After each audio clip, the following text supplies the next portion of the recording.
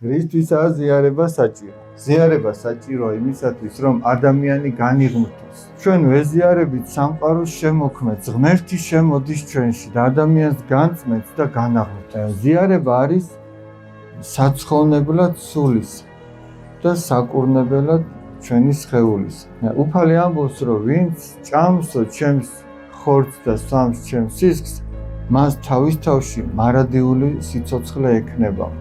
ისე რომ თუ ადამიანს უნდა რომ მარადიული სიცოცხლე ქონდეს, უნდა ხშირად ეზიაროს. ის კი არა რომ 1 წლის წინ ეზიარა, 2 წლის წინ, ყოველთვის უნდა ეზიარებოდეს. მაგალითად, 1 კვირის წინ რომ ნათურები იყო აქანთებული, დღეს თუ არ ავანთებდით, ეს ჩვენ რამეს გვარგებდა?